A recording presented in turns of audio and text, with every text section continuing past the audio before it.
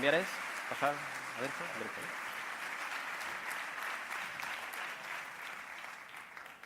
Hola, muy buenos días a todos.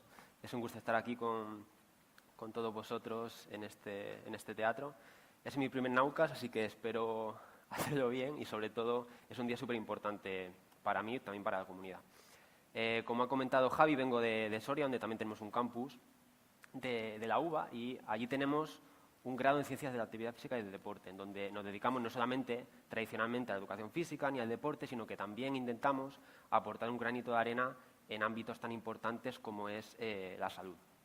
De modo que hoy vamos a enfocar la parte de hoy de la sesión a hablar de la asesina silenciosa, ¿no?, que ha comentado Javi. ¿De quién estamos hablando? Pues bien, sabemos que en nuestra sociedad hay numerosos factores que contribuyen al desarrollo de enfermedad y de mortalidad, ¿no? Pues hay una que destaca por encima de todas, como vemos aquí, y podríamos catalogarla como una asesina en serie, ¿no?, que vemos en esta gráfica, aquella que encabeza ese ranking, y que es responsable de manera directa de hasta 11 millones de muertes anuales, ¿no? Y está por encima de otros grandes factores de riesgo, como por ejemplo es la contaminación, como es la glucosa alta, la obesidad, el tabaquismo, etcétera. De modo que esta es la asesina silenciosa de la cual vamos a hablar. Este elemento tiene un gran impacto sobre la sociedad, sobre la salud de las personas, y de hecho es el primer factor que genera muerte prematura en el mundo y que genera una mortalidad asociada a eventos cardiovasculares. Del mismo modo, llega a afectar a cerca de 1.400 millones de personas en todo el mundo. Y si ponemos el foco en nuestro país, en España, esto llega a afectar a cerca del 43% de la población adulta. Estamos hablando de 13 millones de personas tan solo en nuestro país. Además de los costes asociados a la salud de las personas y de las vidas, tiene un enorme impacto en el sistema económico. Y esta asesina silenciosa genera unos costes mundiales anuales de más de 900.000 millones de euros. Y en algunos países de Europa esto representa hasta una cuarta parte del gasto sanitario, tan solo de un simple factor. Y evidentemente el pronóstico de cara a la siguiente década no es optimista, y se estima que este coste aumente en hasta 6 veces. De modo que esto es muy importante porque pone en grave riesgo la viabilidad de sistemas públicos de salud, como por ejemplo el que tenemos en nuestro país, en España. ¿Y de quién estamos hablando? ¿Quién es esta asesina silenciosa? Pues bien, sabemos que nuestro corazón late de manera ininterrumpida durante toda nuestra vida a un ritmo de entre 60 a 100 pulsaciones por minuto, con el objetivo de enviar esa sangre a todos los tejidos y órganos. Cada vez que el corazón se contrae y late, ejerce una fuerza, esa sangre que se expulsa del corazón, sobre las paredes arteriales, ¿verdad? Pues esa fuerza se conoce como presión arterial, y normalmente cuando nos la medimos está compuesta por dos valores. Un valor más elevado, que es la presión arterial sistólica, y otro valor más reducido, que es la presión arterial diastólica. Estos dos componentes reflejan la presión arterial, y cuando nuestro sistema cardiovascular tiene un exceso de presión arterial, aparece la hipertensión arterial, que es nuestra asesina silenciosa sobre la cual vamos a poner el foco en el día de hoy. ¿Cuándo se nos diagnostica hipertensión arterial? Pues cuando superamos un punto de corte, ¿no?, que depende si se mide en la clínica o en el médico, si se mide en casa o si te miden a través de un holter de medición de presión arterial ambulatoria. Si tenemos el punto de corte que representa aquella medición que se hace en casa, que también es válida, si superamos los 135 milímetros de mercurio en la sistólica u 85 en la diastólica, ya se nos clasifica como hipertensos. De modo que ahí deberíamos empezar un tratamiento adecuado para ello. Pero si nos fijamos en esa columna de la izquierda, hay un punto de corte que se clasifica según, estos son los datos de la Sociedad Europea de Cardiología y de Hipertensión, y si vemos que a la izquierda vemos esos números que se relacionan con una presión arterial elevada, ¿no? Se clasifica como presión arterial elevada. Pues bien, si superamos los 120 o 70 milímetros de mercurio, ya tendríamos una clasificación de presión arterial elevada, ¿no? Y eso parece un poco estricto, ¿no?, porque una presión de lo que se conoce como normotenso hasta hace 2 días, que era 120-80, aquí ya tendríamos esa etiqueta de presión arterial elevada. ¿Y por qué sucede esto? Pues porque existe una relación lineal, en este caso, entre la presión arterial sistólica y la mortalidad, tanto por cualquier causa como mortalidad cardiovascular, como vemos aquí, en donde cada punto por encima de esos 120 milímetros de mercurio suponen un mayor riesgo de sufrir enfermedad cardiovascular y de morir en este aspecto por por causas cardiovasculares o por cualquier causa. De manera que esto ha sido un poco lo que ha empujado a la medicina, en este caso, en el tratamiento de la hipertensión, a lograr esa presión arterial lo más controlada posible y más cercana posible a esos 120-70 milímetros de mercurio.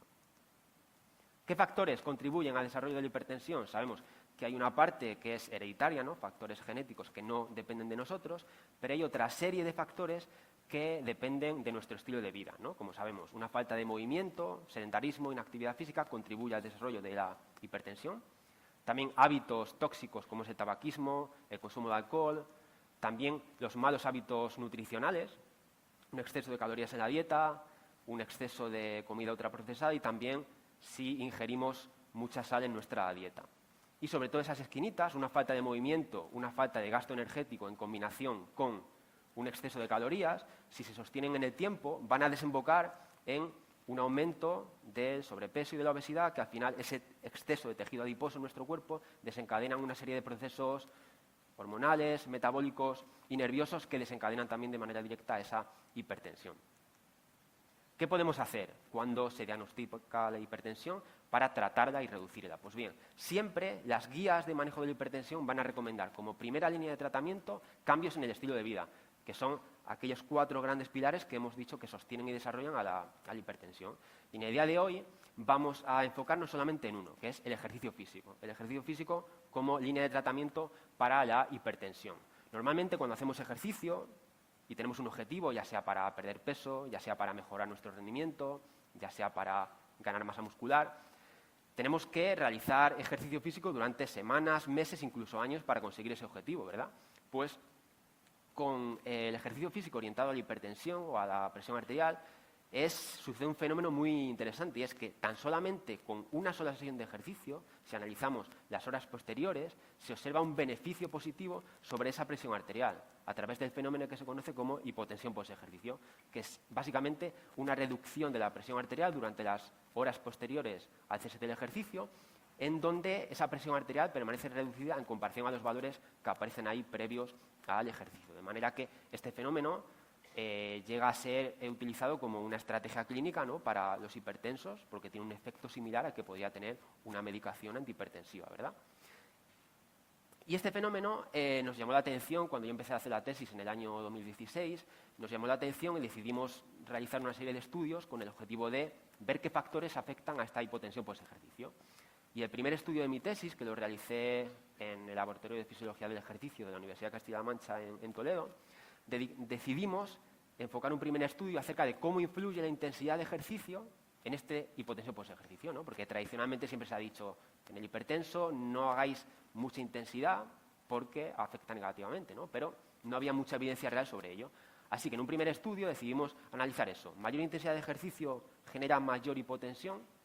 ¿O en cambio una sesión de menor intensidad, ritmo moderado, provoca unos efectos más positivos? Entonces decidimos hacer un estudio agudo en donde analizamos 3 condiciones, una situación de mayor intensidad, una situación de menor intensidad, en comparación con un día control. ¿Y qué observamos? Pues aquella sesión de entrenamiento interválico a alta intensidad generaba una reducción significativa de la presión arterial sistólica, en este caso, durante las siguientes 14 horas tras el ejercicio, en comparación al día control y también en comparación al día de ejercicio a intensidad moderada. De manera que concluimos que sí, que una mayor intensidad de ejercicio parece generar una mayor reducción de la presión arterial sistólica en personas con hipertensión arterial. De modo que estos resultados se los presentamos pues ahora ya hace 8 años en un congreso científico y claro, en esos momentos tan significativos, ¿no?, que supone presentar unos resultados, después la ronda de preguntas y los coloquios posteriores, un colega nos preguntó, vale, si el ejercicio es tan positivo reduciendo la presión arterial, entonces, ¿un hipertenso podría sustituir su pastilla por una sesión de ejercicio? Y nos quedamos pensando y dijimos, pues es una buena cuestión y a día de hoy no hay respuesta para esa pregunta. De modo que decidimos hacer un estudio para solventar esa duda, ¿no? Y además quisimos dar un paso más. Y es decir, aprovechando ese estudio, queremos comprobar otra cuestión. Y es, sabemos que en esas guías de manejo de la hipertensión, cuando una persona es hipertensa y tiene un cierto grado de riesgo cardiovascular, se le recomienda hacer ejercicio, pero también se le pone un tratamiento farmacológico. De modo que va a combinar dos tratamientos que se ha demostrado por separado que son efectivos, ambos reducen por separado la presión arterial, pero hay poca evidencia acerca de cómo funcionan ambos tratamientos cuando se combinan, en este caso sobre la presión arterial. De modo que hicimos un estudio controlado, aleatorizado, con doble ciego, en donde un grupo de 23 participantes hipertensos pasaban por 4 situaciones en 4 días diferentes. Una situación control, donde no hacían ejercicio y tomaban placebo. Una situación donde tomaban su medicación antihipertensiva con normalidad. Otro día donde tomaban un placebo y hacían ejercicio. Y otro día donde combinaban tanto ejercicio como medicación. Y analizamos la respuesta de la presión arterial durante 24 horas tras cada tratamiento. Y esto fue el resultado que obtuvimos. Vemos una serie de pendientes, ¿verdad?, en donde mientras haya pendientes significa que cada tratamiento tiene efecto. En el momento en el que se aplana es que cesa el efecto. ¿Y qué observamos? Que el ejercicio solo, tomar ejercicios en la pastilla de la medicación, te reduce hora tras hora con una magnitud de 5 milímetros de mercurio la presión arterial. Pero vemos que a las 7 de la tarde esa reducción cesa. De modo que ahí terminaría el efecto del ejercicio aislado. Cuando una persona toma esa medicación por la mañana, esos efectos, veis que son similares, azul y amarillo siguen paralelos ahí más o menos, y a las 7 de la tarde, pues esa medicación sigue aumentando sus efectos y protege durante las 24 horas. Y cuando combinamos tanto medicación como ejercicio, vemos que los efectos son un poquito mayor, 6 milímetros de mercurio, pero esos efectos ahí parece que se reducen hacia las 5 o 6 de la mañana. Entonces, la conclusión de este estudio fue, primero, que no, el ejercicio no puede sustituir a esa pastilla de la hipertensión, porque vemos que, aunque los efectos son prácticamente iguales a las 7, el ejercicio cesa y el fármaco protege hasta el final de las 24 horas. Y que cuando se combinan ambos tratamientos, pues parece ser que sí, que se potencian un poco los efectos, pero hay que seguir investigando porque hacia el final de la noche ahí parecía que cesaban los efectos. Así que esto es un poco la evidencia que existe a día de hoy acerca de las interacciones, aunque es verdad que necesitamos más estudios, sobre todo que analicen qué pasa de manera crónica a largo plazo. Entonces, mirando hacia el futuro, ¿de qué manera se puede utilizar, ¿no?, esta evidencia en cuanto a ejercicio, hipertensión y cómo podemos predecir en algunos casos situaciones futuras analizando la respuesta de la presión arterial ante situaciones de ejercicio? Pues bien, analizando este fenómeno, que es hipotensión post-ejercicio, que es un evento agudo, digamos, ¿no?, que hemos visto que de manera transitoria es positivo, pero desaparece, se trata de un efecto agudo. ¿De qué manera nos puede ayudar este grado de hipotensión post-ejercicio a predecir el futuro, ¿no? Porque esa persona hipertensa debe hacer ejercicio de manera regular, meses y meses, hasta obtener un beneficio crónico, ¿no? Que es decir, que ahora mismo, si nos miden la presión y hemos hecho ejercicio hace 2 días, esa presión esté ya reducida, ¿no?, por los efectos crónicos. Pues bien, ¿hay una relación? Sí hay una relación, y es que el grado en el que respondes ante una sola sesión de ejercicio, esa magnitud de la hipotensión post-ejercicio tras una sesión, te va a predecir las adaptaciones crónicas que vas a tener con un programa de 4 meses de ejercicio. Por lo tanto, esto es muy interesante porque si respondes de manera positiva ante una sesión de ejercicio, se espera que 4 meses más tarde, por ejemplo, consigas esos beneficios cuando te vuelvan a medir la presión arterial. Y de la otra manera, si no respondes de manera positiva ante una sesión de ejercicio, puedes cambiar la intervención, realizar una menor intensidad, otro tipo de ejercicio, por ejemplo, de fuerza, etcétera, para ver si respondes bien y realizar ese tipo de programa para obtener más beneficios a futuro. De manera que sí, nos puede ayudar a predecir esas respuestas positivas en el futuro. Nos hemos centrado mucho en qué pasa tras el ejercicio, pero durante el ejercicio, como veíamos en esa gráfica, nos da esa información de nuestro sistema cardiovascular y también nuestro sistema cardiorrespiratorio, nos da mucha información acerca de qué pasa en nuestra salud, ¿no? Y hemos visto ahí cómo cuando esa persona hacía ejercicio le sube la presión, ¿no? Es un evento normal, todos cuando hacemos ejercicio nos suben las pulsaciones, nos sube la temperatura, nos sube la presión arterial, porque es una respuesta fisiológica adecuada para cubrir las demandas energéticas de los músculos y de los órganos que necesitan esa energía. Pues bien, esa presión arterial durante el ejercicio nos puede ayudar a entender qué va a pasar en el futuro. Aquí vemos una respuesta, por ejemplo, de qué pasa cuando subimos a una persona a una bici o a una cinta y le hacemos realizar un ejercicio incremental hasta el máximo. Y es que, como vemos ahí, existe una respuesta normal, ¿no?, en donde la presión arterial sube, pero dentro de unos rangos considerados como normales, pero hay una población que tiene una respuesta exagerada a la presión arterial, ¿no?, que desencadena una respuesta que se conoce como hipertensión durante el ejercicio. Y este evento es muy, muy, muy interesante porque, como ahora veremos, nos da información futura acerca de qué puede pasar a años vista. Imaginemos, dos personas. Una persona, ambos son normotensos en reposo, ¿vale? Es decir, que le tomamos la presión y está en esa categoría de presión arterial adecuada, por debajo de 120/70. Personas jóvenes, sin ninguna otra patología, y realizan una sola sesión de ejercicio, solamente 10 minutos, intensidad moderada. Bien, tomamos la presión arterial durante el ejercicio. Uno de ellos desarrolla una respuesta normal de la presión arterial, está dentro del rango que ahora veremos considerado como óptimo. Mientras que la segunda persona desarrolla una respuesta hipertensiva al ejercicio. Pues bien, esa segunda persona que desarrolla una respuesta hipertensiva al ejercicio se ha visto que está relacionado con un incremento de riesgo de 4 a 6 veces el riesgo de desarrollar hipertensión 7 años más tarde.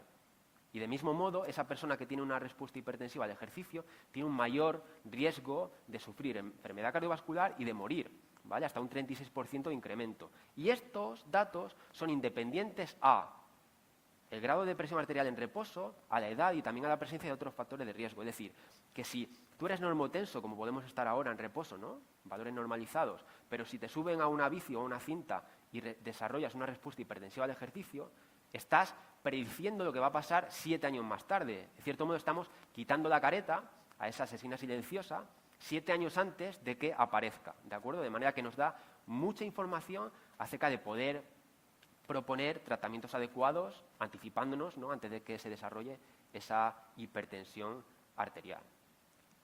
Y aquí vemos una gráfica muy chula de un estudio donde relacionan esto que estamos viendo. Es decir, en el eje horizontal vemos la respuesta de la presión arterial, ¿no? Ahí justo donde se cruzan los ejes vemos que una presión de 165 milímetros de mercurio o menos es un riesgo prácticamente cero, ¿no? Y a partir de ahí, cada 10 puntos de incremento de la presión arterial sobre ese valor de 165, vemos cómo se incrementa en este caso el riesgo de sufrir enfermedad cardíaca coronaria. Por lo tanto, este tipo de test, que como vemos ahí es simplemente 6 minutos de test a una intensidad de 100 vatios, es lo que sería pedalear por un terreno llano o caminar por un terreno llano, un ritmo promedio, pues nos va a predecir esos eventos del futuro, ¿de acuerdo? Entonces, por eso es tan importante tener en cuenta estos factores dentro, digamos, de la medicina preventiva.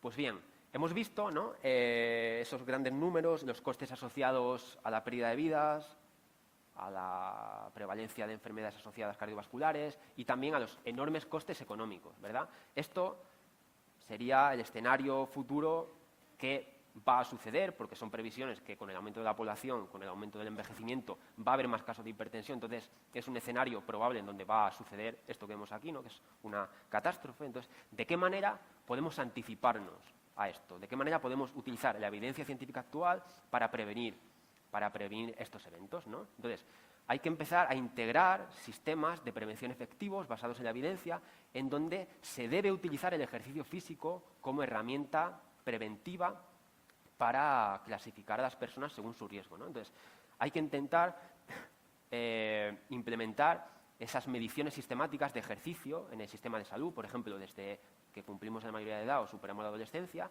realizar mediciones de ejercicio cada 5 años, por ejemplo, con el objetivo de ¿qué? De medir la presión arterial durante el ejercicio y hacer un primer cribado, ¿no? Un primer cribado donde aquella persona que tiene una respuesta normal al ejercicio en ese test para analizar la presión puede seguir con su vida habitual e identificar sobre todo esas personas que tienen una respuesta hipertensiva al ejercicio. ¿Por qué? Porque, como hemos visto, nos estamos anticipando 7 años antes de que se produzca esa hipertensión arterial y también de que suceda un evento cardiovascular. Y de ese modo, también aprovechando ese test que harían, ya sea en el médico, en un centro especializado, etcétera, pues se podría analizar, se podría analizar la hipotensión post-ejercicio, ¿no?, que es el grado en el cual respondes y se reduce tu presión arterial tras esa sesión, ese test que has hecho de ejercicio. Entonces, ¿esto a qué nos va a ayudar? Pues nos va a ayudar a personalizar y a individualizar los tratamientos, los cambios en el estilo de vida que tiene que hacer cada persona en base a tú cómo respondas a esos estímulos, a ese ejercicio físico, a esa dieta, a esos hábitos de sueño, etcétera. Y también implementar estrategias farmacológicas en aquellos casos que fuesen necesarios. Y esto nos va a ayudar sobre todo a identificar, como hemos visto, no solamente que tengas o no hipertensión, sino que no se eleve por encima de ese rango óptimo que hemos dicho que era de 120/70, porque cada punto por encima vamos a tener un riesgo incrementado. Así que simplemente si queremos combatir y si queremos sobre todo prevenir esa aparición, ¿no?, de la asesina silenciosa, tenemos que recordar 5 pasos muy importantes. El primer lugar es que seamos conscientes de nuestra presión arterial. ¿Por qué? Porque 1/3 de la población hipertensa no es consciente de que es hipertenso y se llama silenciosa. ¿Por qué? Porque no tiene ningún síntoma. La hipertensión no genera síntomas. Y la primera evidencia de la enfermedad aparece muchas veces cuando tenemos esa enfermedad cardiovascular o ese ictus. Por lo tanto, no avisa. Y la mejor manera de ser consciente de nuestra presión es implementar medidas sistemáticas de presión arterial en nuestra casa, ¿de acuerdo? Por eso, dentro de esos 3 formas de medir la presión, en la clínica, en el médico, en nuestra casa, y cuando nos ponen un holter, pues en nuestra casa también podemos medir esa presión arterial y ser conscientes de nuestros valores para, si vemos que se eleva durante el tiempo, pues poner remedio. También debemos respetar e intentar cumplir las recomendaciones de la OMS de actividad física, que son bien 150 minutos a la semana de actividad física moderada o bien 75 minutos de actividad física intensa. Del mismo modo, debemos asegurar cada noche al menos 7 horas de sueño nocturno de calidad, porque también se relaciona una ausencia de sueño con una incidencia mayor de hipertensión. También, evidentemente, los hábitos nutricionales determinan nuestra presión arterial y, sobre todo, aquellas personas que tengan presión arterial elevada, intentar reducir la ingesta de sal y sodio en la dieta. Y, por último, y no menos importante, es también que tengamos un adecuado manejo del estrés de nuestra vida diaria por factores sociales, laborales, relaciones, etcétera, porque también a mayor nivel de estrés, pues mayor incidencia de hipertensión y también de enfermedad cardiovascular. Si cumplimos y respetamos e integramos sobre todo en nuestro día a día cada uno de nuestros pasos, pues vamos a prevenir sobre todo esa aparición de la hipertensión, tratarla si ya la tenemos diagnosticada, y esto nos llevará a largo plazo a vivir más años y sobre todo con una mayor calidad de vida, que de eso es de lo que se trata. Así que con esto me despido, muchas gracias, y este es el Campus de Soria de Valencia.